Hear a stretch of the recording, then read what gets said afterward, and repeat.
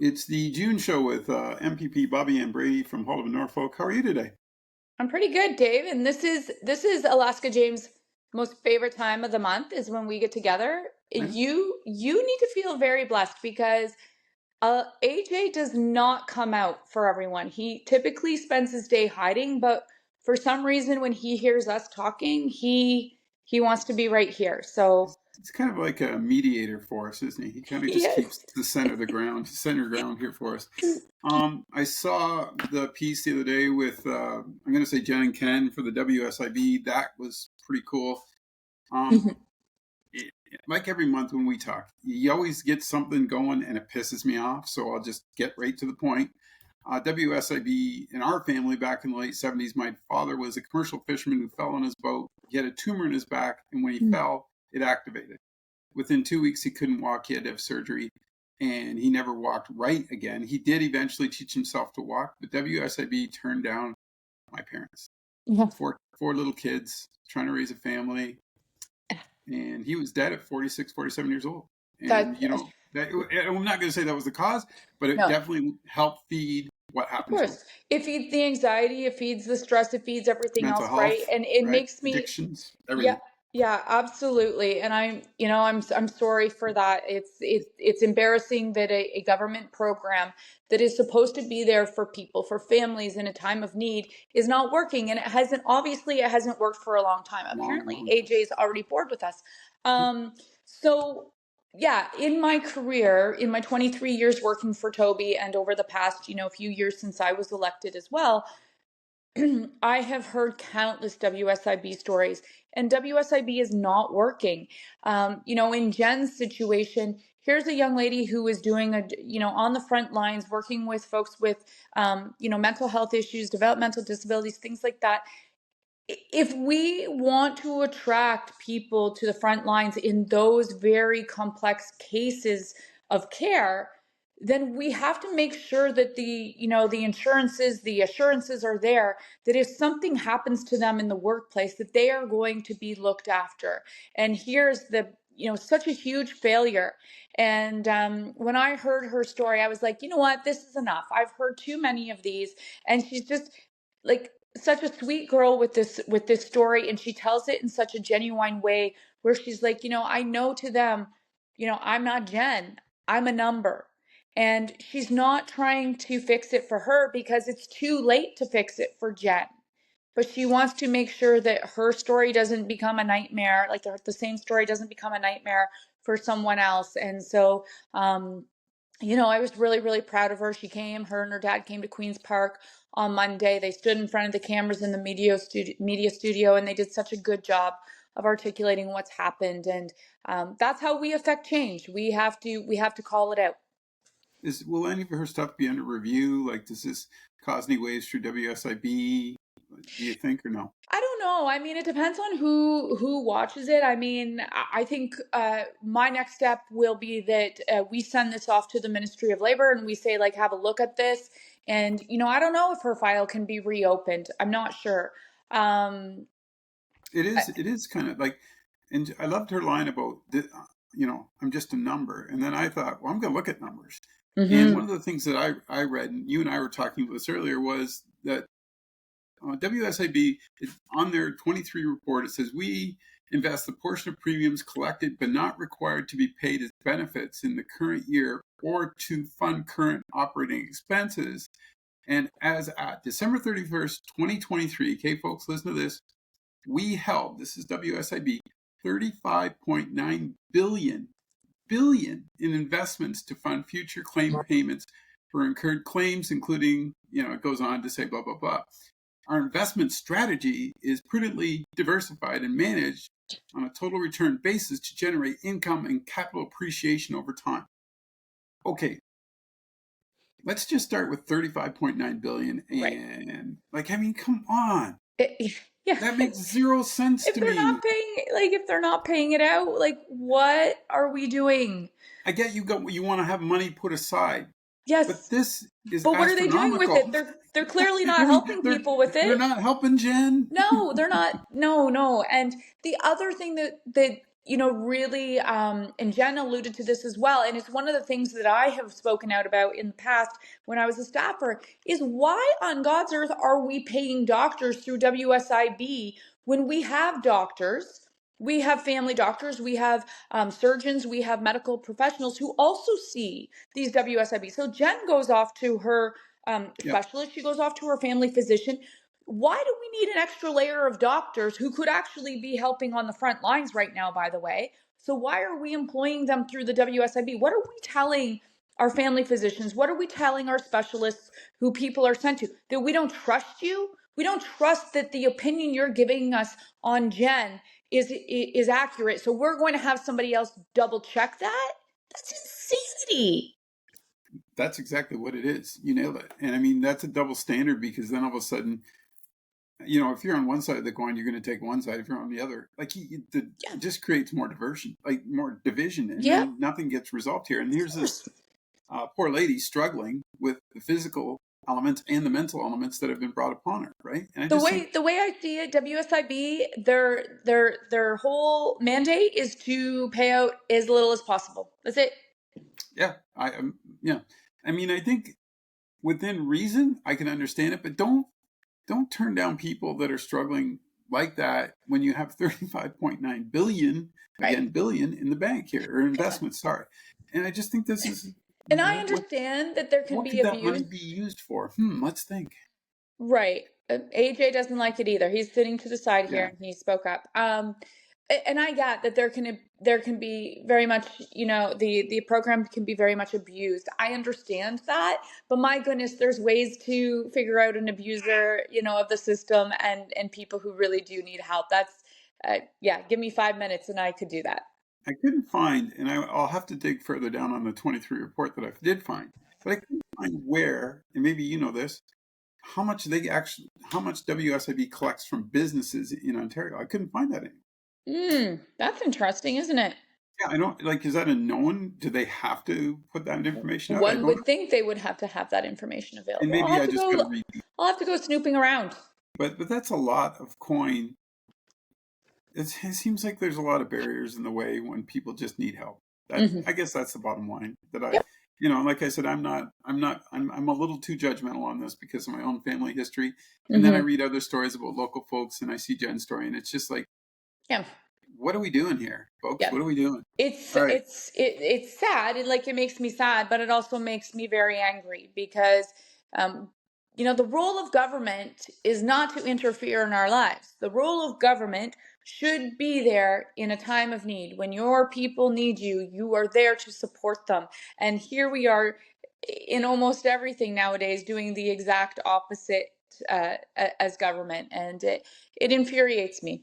And I think the people that work, I'm not going to blame the people that work at WSIB, because they have their Right. jobs. They have to follow the rules that are put in front of them. So there's somewhere along that line, Right. further up the ladder or something, where there needs to be a different approach to this, because look at growing mental health issues. Look at all this stuff, and it's only getting bigger. And we got $35 billion, and we're not investing it into. Take 20 million and start investing it, billion, and invest it into mental health, and save yourself a lot of money down the road that you would have to spend out anyway. Absolutely. I am certain that a lot of those WSIB case manager or case workers kind of on the front lines of WSIB, I am certain they would love to see the program completely dismantled and rebuilt. And I wish they would speak out. I mean, I don't know anyone who does that for a living, but my goodness, if any of you are listening and you have ideas that I could take forward, mom's the word. I would never divulge my sources, but I would love to hear from those working in the system who probably just go to work every day, in a tailspin. So, all right, let me work you up a little bit more. I'm just going to say 2 words, and then I'm going to sit back and let you go crazy. Okay, you ready? Yeah, I'm ready. Bill 5. Bill 5, yeah. So 2 weeks ago, I went after that one. And at first glance, okay, AJ's back here. Hold on a sec. Bill 5 obviously gets AJ upset too. Yeah. So at first glance, I was like, okay, this is about endangered species, and I had kind of gotten wind about some things with Bill 5 well before Bill 5 was ever brought forward. Actually, I had heard some rumblings during the election, And I made a Facebook post one day, and there were some folks who were very angry with me, who kind of work in the field, and they said, no, what you're saying is incorrect. Well, I wasn't incorrect. The rumblings about this government kind of eroding processes when it comes to endangered species and environmental assessments is all coming true in Bill 5. The part of Bill 5 that caught my attention, so because there's a lot of people who will go after the endangered species and all of that in the House. So I was like, I caught a part that named one landfill, and I started doing research on this, a landfill in Dresden that is named in the bill. And I thought to myself, son of a gun, why would one landfill be named? And the excuse that the government gave as to why landfill was being named in the bill is that they are afraid that it's going to become too expensive for us to truck our garbage across to Michigan. Donald Trump may at any time turn our trucks around.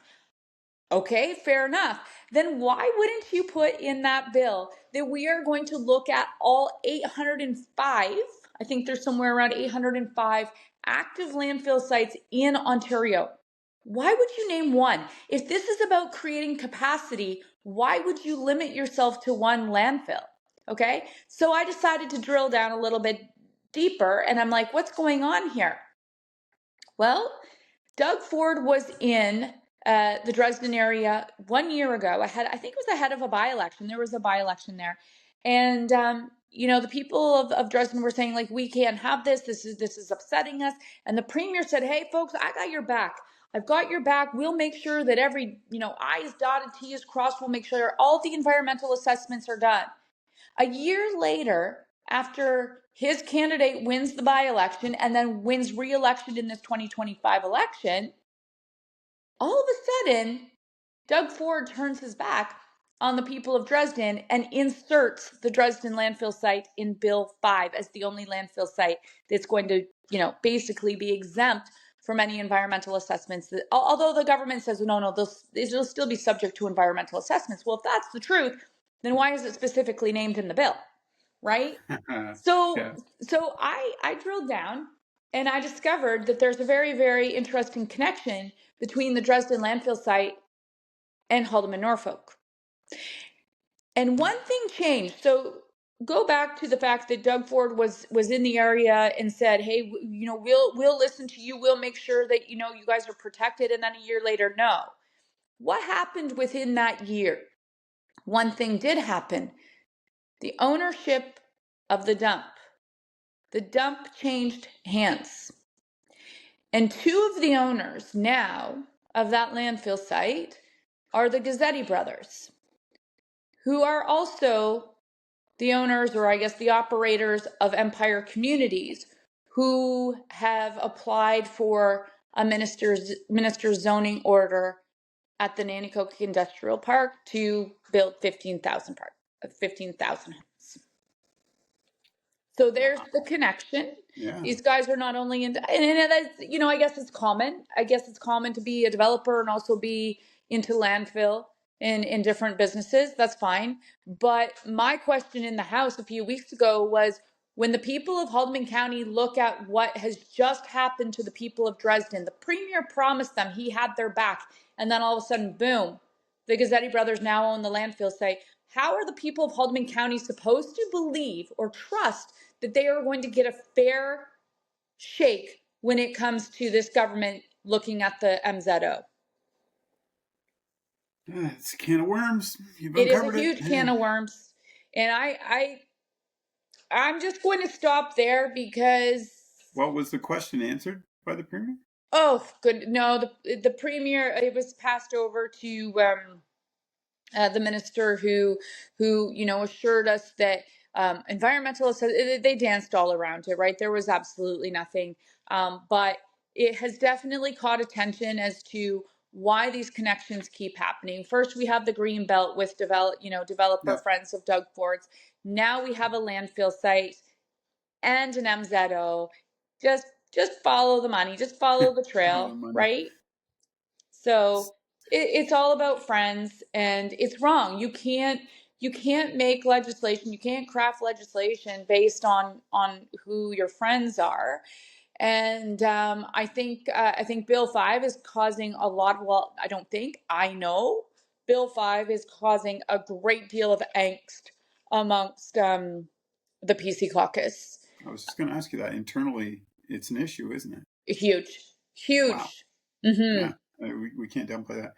Um, can you explain something to me about the risk management program and 150 million? I really don't understand this. Rural Ontario development. It's by Ontario, by Canada. Yeah. What's this money going to? I don't get this. I don't So follow this. it's like an insurance program for farmers, and it was needed. I believe Okay. I fought for $100 million bump up over 2 years ago. So to me, this has nothing to do with tariff proofing. To me, this was an election ploy. So that bump up to RMP, and it's needed. Don't get me wrong. And I said to farmers, and I said to the minister just before the election, I said, uncanny timing, but I support the bump up because I had fought for it. I don't know how long ago it was, if it was, time goes fast, but year and a half ago, I had actually gone after Lisa Thompson when she was ag minister at the time. I'd gone after her in the House because I thought it was really disrespectful. The beef farmers had shown up, and it was actually this same week. The beef farmers were just at Queen's Park this week doing their big lobby day. So they had shown up. They were lobbying about the $100 million bump up to RMP. We go to question period, and a lob ball question is sent over to Lisa Thompson from one of her colleagues. And she doesn't even mention RMP. She talks about the beef farmers being there. She smiles and talks nice about all of our farmers, but she doesn't mention RMP. And I thought, how disrespectful. That is the only reason they are here today at Queen's Park. And you don't even tell them in the gallery that, listen, I understand how badly you need this bump up, and I am working for you at the cabin table. I am working for you within this government to get that 100 million. She doesn't mention it. So I went after her a few weeks later because it was stuck in my craw. Because then out at lunch, right, she's on the front lawn, red apron, knife in her hand, cutting the beef, smiling for the cameras, and I'm like, this is wrong. You know what? You're smiling for the cameras. You're pretending you're a friend of the beef farmers when the only reason they're here today is to get you to commit to a $100 million bump up. So they never did. I pressed them on it. I called her out on her, behavior. When did they announce, or when did they tell farmers that they would get the bump up? I think it was 1 or 2 days before the election call. Perfect timing. So I mean, the minister at the time was Rob Flack, and I saw him, and I said, Flacker, I love the $100 million bump up, but the timing's a bit sketchy for me. So Yeah, it's kind of interesting. yeah. A lot of, I wanted to swear there, but a lot of stuff goes down that way, doesn't it? Protect Our Foods Act. I'm pretty excited about this. You must be too. You guys Very excited. Talk about it. Yeah. So, I always say there is no monopoly on a good idea. And I really think that we need to work at Queen's Park on a spirit of cooperation. Good idea. A good idea is a good idea, Dave, no matter who brings it forward. And we've got to get rid of this whole, we just protect our party and someone else brings forward an idea and we can't even have the discussion. I just sat through committee again this week. I'm back on finance committee, by the way. Oh, congratulations. Yeah. You made it. Yay. Yeah, well, hopefully, remember they had kicked a bunch of us off committee. So they probably thought, oh, geez, that freed Bobbi Ann up too much to be back in her riding. And that didn't work well for us during this past election. So we better keep her busier at Queen's Park. But anyway. What's the old adage? Keep your friends close and your enemies closer? Yeah, exactly. So Bill 2 is the breakdown internal trade barriers. I'm digressing here for a minute, but breakdown internal trade barriers, which yes, absolutely, we need to do that. And I can't believe that, governments have never worked to break down internal trade barriers in the past. It just seems ridiculous. It just goes to show how much we were taking that Canadian-American relationship for granted. Right. And anyway, so Bill 2 is a bill that I will support. And we all worked so well at committee together this week until 4 amendments. There were only 4 amendments to the bill. They were brought forward by Catherine Fife from the NDP, and they were all amendments that I supported as well. It was the angle that I took on this, is that, it's about labor mobility and mutual recognition, so that if an electrician comes from Alberta and he or she wants to start working here in Ontario, we don't put them through the hoops. But Ontario does have some of the most rigorous health and safety standards in this country, and so we want to make sure that consumers are protected and that the worker is also protected, right? So we were a bit concerned about that. So there were 4 amendments brought forward that would not have created, unnecessary red tape or anything like that. They were just to kind of tighten that up a little bit to ensure consumer protection and employee safety. They weren't entertained. 4 amendments. Like, you can't even find it, you can't even just agree that maybe one of them would strengthen the bill. Like, there's not a chance that bill is as strong as it should be. You know why? Because the consultation was done after the bill was drafted. Okay. Yeah, right? It should have been done before. Right. You want a strong bill. You everybody's input. You draft the bill, you consult again, you make amendments, and you move forward. And then you could maybe be assured that you have the strongest bill possible. And that's not the process. Anyway, so no monopoly on a good idea. I've strayed from this. So you may remember that a few years ago, I used my very first private member's bill. We don't get very many private members' bills. But I used mine, and I brought forward a bill that would have saved Ontario's most productive farmland and arable land from things like development, aggregate mining, all sorts of things. We're losing 319 plus acres of farmland each and every day in this province, and that's equivalent to, all sorts of big numbers, but 9 family farms are vanishing in this province every single week. Boom, wow. Gone. Didn't know that. Yeah. So, Mike Schreiner from the Green Party, when I brought forward this bill, he was like, wow, Bobbi Ann, like, I'm going to turn you into a Green Party member. And I joked with him and said, oh no, Mike, at that point, there was only one Green Party member, and that was him. I said, I'm going to turn you into an Independent Party member, Mike. So we've had this little back and forth, and, we don't agree on, like electric vehicles, and like, I don't have that same passion that he does about that. But my goodness, we basically made like this, kind of little pact that we were going to continue to fight to save Ontario's most productive land while we were colleagues at Queen's Park. So hence our Bill 21, and we are super excited about it.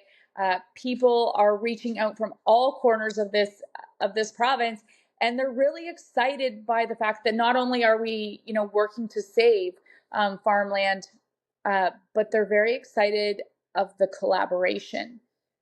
People really like Mike Schreiner. They may not agree with all of his green policies, but anybody who has ever met Mike Schreiner would say that guy's a solid guy. He's a great guy. So there's a lot of people saying, Bobbi Ann, like, we're so excited that you've teamed up with Mike Schreiner. And on the flip side of that, he was in my office, after we introduced the bill, and he says, Bobbi Ann, my popularity has like skyrocketed since I partnered with you. Of course, he's being cheeky, but people really. It just goes to show that the electorate actually wants us to work together on things. And I had one comment on my social media from, I think a true right winger who said, "Oh, Green Party ? And I went back and I said, "Well, I don't belong to the Green Party." And he says, "Oh no, I know that." He says, "But I can't believe that you would actually adopt their policies." I'm like, dude, have you read the bill? Did you read the bill? Right? Like, when you look at the Green Party and you look at their policies and you look at their financial responsibility, they're the closest to conservative there is. Yeah. And people look the other way on it, and I don't understand. Like, if you actually sit down and look at their stuff, you're like, that seems like a conservative bill. That seems like. Yeah. So I'm not surprised that you guys work together. I think you're an open book. You want to get things done. He wants to get things done. When I look at Mike and Ashlyn Clancy is the other Green Party member there too, and Ashlyn's a very good friend of mine. They're very different people, like they're very different policy type people. And the one thing that I really respect Mike Schreiner for is that he allows Ashlyn basically to run her book of business the way she feels fit, right? She can go after issues that she's passionate about, Right. and that the people in her riding are passionate about. And Mike doesn't meddle. Like he's just like, yeah, that's your That's thing. what your thing. I'm going to do me over here, right? And I really, really respect them for that. And am I going to become a Green Party member? No, I'm not. So you saying they represent the people? Yes, What do they do? what a stinking concept, eh, Dave? Not the party? Oh my goodness, this will Party. never work. I know. So anyway, we have our ballot date for that bill. The ballot date is when we actually debate it, isn't for a year. So that means that we have all this time. Mike and I, when we're out and about in our own constituencies, when we're traveling Ontario doing different things, we have the ability to hear from people, and people are so excited. Like I said, the beef farmers were at Queen's Park. I think it was Wednesday, and that's all they wanted to talk about. So I ran into a group of them in the hallway, and they're like, "Oh my goodness, how do we support your Bill 21?" I had a delegation in my office meeting with me, and I said, "Okay, what are your issues?" And they're like, "How do we help you with Bill 21?" Right? Like people are very excited about this because they see that we continue to bring more and more people to Canada, with the majority of them landing in Ontario. We've got to feed them. And I know there are detractors out here in Norfolk County. I saw them online during the campaign, and they would say to me, "Oh, well, you know what, Bobbi Ann, my land is as productive as it can be. I'm doing this and this, and I don't need any more land." Well, that's fine if you don't. Right. That's fine. But I don't make policy decisions based on one person. I don't make policy decisions based on 5 or 6 farmers. I'm making policy decisions based on what's good for the majority of family farms in this province. And that is respecting their land. That is allowing them to succession plan and reinvest in their land if it makes sense. Oh, you got me all fired up. I know, and now the show's over. I know. Your half hour's up. I'm sorry, young lady. I'm done, and I've got a meeting. So So we both worked out. But I mean, there's so many things we could go on to on all these subjects, and I want to say thank you, and I hope you have a great Canada Day. It's coming, so enjoy, and keep fighting the good fight. That's what we like to hear. I will, and I just want to tell everyone who's watching, listening, is that we didn't need this election this winter. It was an unnecessary election, but I'm not going to dwell on that. What I am going to dwell on is that it's over. We sent a clear message from Haldeman Norfolk. I'm calling on others to join me at the table and work together for the betterment of this riding. And my goodness, it's been a short session. I was just having a conversation with a PC member as we were walking out of the house yesterday, and I said, the session has seemed short, but we're all exhausted. Don't get me wrong, because we have accomplished a lot. Like individually, I have done a lot since going back to Queen's Park. News conferences, supporting different things, working on motions. We're really in our groove right now. And so now we're going to break, and it'll take a bit to get back in that groove when we go back in the fall. But I just feel that my office, my staff and I, we have done some really good things this session. Did you gain? Now you take me down another road. So here we go. Did you feel you gained more respect in the House with a big win this time? I think so. Has that sort of cultivated this Yeah. respect for you now because it's second term independent? You won bigger, and like when you're just saying all that, I just remember how beat up you were at the end of that first term. Mm-hmm. Just between you and I thought, holy shit, like, Yeah. that was tough. Like when you're getting called out on the floor and all that stuff that was going down. And then I seen this, you just like, and we're not dwelling on the election, it's done, it's over with. But you saw this groundswell of support, people just believing in who you are and what you were doing. That's got to be so motivating coming back. Hmm. Yeah, and I talk about that. Like, I'd never ever complain about the way I was treated at Queen's Park in, the 43rd Parliament. Um, the NDP, the Liberals, the Green Party, Yeah, they were all, oh my goodness, like anything that I asked them, they were helpful. They worked together with me. A few members on the PC side who, were a bit, I don't know, hesitant to be seen near me, things like that. And I don't know why that is. Certain members, they didn't care. They would embrace, working with me or speaking with me. Ernie Hardiman, by the way, there's a guy with a whole lot of class. And Ernie, I would say Ernie's like one of my best friends in life. He just treats me with such respect and is always looking out for me. But there is a different feel this time. And I think that some on the government side, and I'd say only the government side, convinced themselves that there's not a chance that this should have ever happened. And what happened in Haldeman, Norfolk was a fluke yeah, in 2022. And, Bobbi Ann's a pain in the ass, and we'll get rid of her in 2025. And they didn't. They actually, the more they tried to, paint me as something that I wasn't, the more they came after me, the more the ground swelled here. right. And I think that there's a whole new respect, not for necessarily me, Dave, but for the riding of Haldeman, Norfolk. I think Good this point. government has realized, hey, look, these people are special. Like they dig deep. They're very principled. They love their girl who goes to Queen's Park in a very honest and genuine way. And we can't fight that anymore. And I think that's where we're at. I think too, even on the municipal level, you're seeing that shift. I think more to, uh, I want to say people orientated people.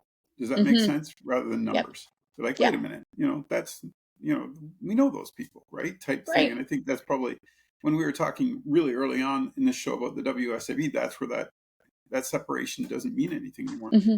When you talked about Jennifer, and I'm just going to go back there one more time, her doctors know her. Her health Right. team knows her better than Right. anybody at SIB. 100%. So you got to take that into consideration. It's the same with the election. If the Mm-hmm. people know you and trust you, they're Yeah. going to support you. And Yeah, I'm going to be I'll be open because it's hitting the the news right now is that yesterday this government did something very bold and courageous, something that no other government has basically had the fortitude to do over 16 years, and that is increase the pay yeah, for MPPs and also bring back the pension. Something that people believe is that we have a gold-plated pension. We do not. Up until now, we have not had a pension. And so this government did something bold, and they worked with all of us. They came to I am now considered an opposition leader because they brought me into the fold because they didn't want Bobbi Ann Brady standing up and going against this. But kudos to them. They worked hard. The government brought us all into the fold. Nothing was a secret. And that spirit of cooperation yesterday, I know it's not going to be a popular issue that we are cooperating on for the electorate, but just that feeling of, look what we can do. Look at how we can stand together. I'm hoping that we can do that for other things. So going back to Bill 21, Mike and I's bill, I would love I would love to see that same spirit of cooperation because it just feels good. It feels good when you go to work and you're getting things done with the people around you. and well, the passion. Like obviously, he Mhm. has a passion like you do for his folks, Mhm. and that's the bottom line. If you have passion about what you're doing, you're fighting for it. You're going to get there. You're Yeah. not just being a member of parliament. You're not just being a member of a party. You're being Yeah. part of a community, which is bigger than any party. And I think that's what we got to keep striving to get back to that. I think I'm hoping some conservatives can see the light of day and this thing can get passed. I think you'll get the Liberal and the NDP vote, but Oh, we will get the Liberal and NDP vote. so, you just got to, Yep. get a majority of those Conservatives to look at it and realize the value That's of right. it. And you know what? A lot of water can run under a bridge in a year, right? I mean, That's maybe true. they'll have a new leader. Maybe something will be different. Who knows? And, one of the things when we do a leadership, but when there is new leadership being chosen for the PC party, I will be inserting my voice there saying we need a leader who can bring people together. We need a leader who can go into that house and work cooperatively with everyone else and not just my way or the highway. It's tiresome, and I know that it wears on every single person in the house. I'm going to bug you one more, but we're going to talk federal for a minute. What did you think of the king coming over for the throne speech? Just get your thoughts.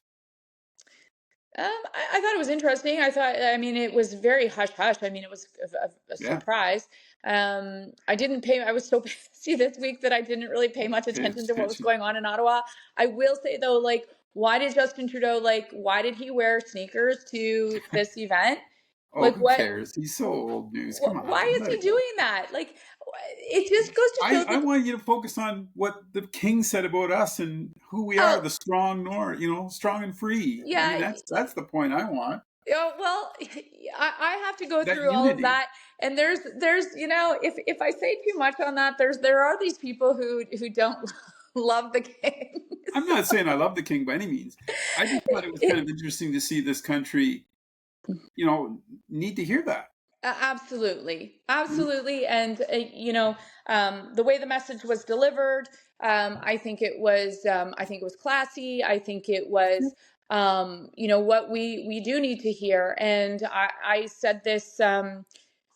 At my fundraiser a month ago that it was the week of the federal election, my fundraiser, and I said, look, some of you in this crowd are very happy, some of you are very angry, but at the end of the day, We're we all Canadians. right, we're all Canadians. We all have to come together, and we've got to protect what is ours. And it doesn't mean we have to go and hate all the Americans, because we all have American friends Family. um, and family. Yeah. And but we do need to work together to get the job done. And as I said earlier, like internal trade barriers, interprovincial trade barriers should have been something that should have been taken down long time ago. So, one of the things that this is forcing us to do is really bond together as a country, and I hope we can do that in a productive way. So I hope that the Well, it makes King's message it resonates with people. do you think though? I think too with the elbows up and all that stuff that's going on is, I think it makes us realize how small some of the problems are and how we really actually need to focus on our country. Hmm. Like, I mean, Absolutely. like the bottom line, I Yeah. don't care politically what you are. If you're a good Canadian and you want to see us survive and strive, then we're all going to have to help. That's all Right. there is to it. It doesn't Yeah. matter. I hope we get there, Dave. We'll get I there. hope I do. Am I confident we are going to? I'm not sure. Sure you Um, are. Come on. No, I want to see the glass half full on that, but when I see how polarized people are on social media and everything else, we got a long way to go. We got a But what lot of work to percentage do. of the public is that really? Like, Oh, that there's a part, yeah. small section that's both just super negative and super not nice, and like on social media you see it, but there's this whole group of people, Then this they whole have to group of stand up. hardworking Canadians, yes, and they just want to do what's right. They Yeah. want to see our country survive, and I think that's where I always, when I see those comments, and I'm like, I always look at the people that I respect and how they did it. I just look backwards and look at Hmm. some of the great people in Halton, Norfolk who have made an impact and the Hmm. changes they made, and I go, we're going to be okay. We got good people Yeah. still coming through. Yeah, But absolutely, yeah, absolutely. But we have to look at ourselves. We have to look deep at ourselves, even as professionals, as individuals. Everything we got to look and go. You know what? This is not about me. exactly. This is not about me. This is about the collective. Right. And I can't worry about. Well, I can't even get into it right now because we'll go down a whole other rabbit hole here. But it is about the collective, and I guess we have to let the words sink in that were spoken this week. But we also have to reflect on how we operate ourselves and, what our role is in ensuring that our country comes together. Well, I think when we're back, I mean, Canadians have always been a strong personality when our backs are against the wall. we toughen up, we come through, we get it we done. come swinging. Yep. Yeah, and I mean, you look at exactly what you said about your election. You look how much you won by. Mm-hmm. Those are people that believe. That's right. And that's the point. You got to believe. I have said that before, that this riding is actually the poster child for the majority of this riding. There are some folks in this riding who I was having trouble with poster child. Oh, okay. Yeah. So we are the example. We could be the shining example on how you actually get this done, right? Yeah. And we do have people in this riding who don't like us getting it done. We see that every single day lately, right? But the majority of people want us to come together. They want us Yeah, exactly. to fight, and so we could actually be that shining example. I've had people reach out from across Canada saying, how did you guys do it, right? So yes, I am hopeful, don't get me wrong, I am hopeful, but we've got a long way to go, and I hope we get there. Oh yes, 100%, no argument there at all. But I just think it's interesting that, you know, when you look at us in a broad sense as a country, the diversity and everything, you try and take all that into consideration to get that many people, 40 million people, to go, hey, we got to stick together right now. Yeah, this is important. Absolutely. Against, you know, and I totally agree with you. It's not the American people, it's the American politicians. And I think that's the other part is, you know, there's some, you know, I have friends that are in the States. I have family that's in the States. Come on, they're all good people, you know, and we can't let the political divide do that to us. We need to be strong as a unit. No, it is funny to me, though. It's ironic that, you know, the right wingers were blamed for being Trump supporters, and yet Trump supported the guy on the left federally here in Canada. I just find that really funny. I don't know though, because it's such a game they play. Like, it could have been reverse psychology for all we know. You just turn it off and you go, you know what? Yep. I mean, if you want to look at it every day over there, it's incredible. Like, I'm concerned for their well-being first of all. Who would have known, right? Like, we can't blame the people who voted for him either, because I mean, yeah, sure, there's people I can here in some cases. Well, in some cases, but in others, if you had been really, you know, if life had really gone sideways for you under the past leadership, you know, sometimes you go, I got to switch it up. I got to try something different, and you know, you're right. It's part of rolling the dice, and nobody, I don't think, even people here who, you know, said, oh, the guy's crazy, this, that, and the other. I don't think any of us could have predicted that this is what he was going to do. Yeah, I suppose. I mean, I don't know. I mean, if I looked at it honestly before this all, when he was running, I was petrified. Because I thought if he does a half of what he's saying, that country's a big doo-doo. Yeah. Like, not that they weren't already, but I'm just like, oh my goodness, like, you know, there's such a line. There's a conservative line, there's a hard right line, and then there was that line, and I'm like, I don't know where that line's going. It's funny though, because scared me. I talked to a number of people who are in the U.S. and they're not petrified for themselves. Good. They're not. That's their country. Good. They look at it. I mean, you know, we have to take measures to protect us, but they look at it that they're, you know, that they are being protected. So there are all sorts of interesting dynamics, right? It's interesting times. And you can't start a tariff war with the world. No. Like, I mean, you just got to look at that and you go, this is ridiculous. Like, this is bonkers. So expletive, you know, word there. But I mean, but that's their choice, and that's their country. That's not our country to say. So and we are, you know, we're at this very interesting point in history. We will see it through, and we will be stronger because of it, I'm sure. Yeah, I mean, we'll all find a way to survive it and persevere. You know. And I think the other point that we're kind of missing on all this is usually when something like this happens, something good comes out of it. Absolutely. Like something will change. Something has. And back to your point, you know, they were so tired of the way that things were being run. Something good has to come out of this at some point down the road, because that's right. Change is inevitable, and it always 2 steps forward, one step back. So listen, I better take like a whole bunch of steps forward because I have to get to Simcoe in less than 10 minutes. Bye. See, we were done like 15 minutes ago. Look what you did. We are ridiculous. All right. Have a good day. Thanks for doing this. We'll talk next month. You bet. Thanks, Dave.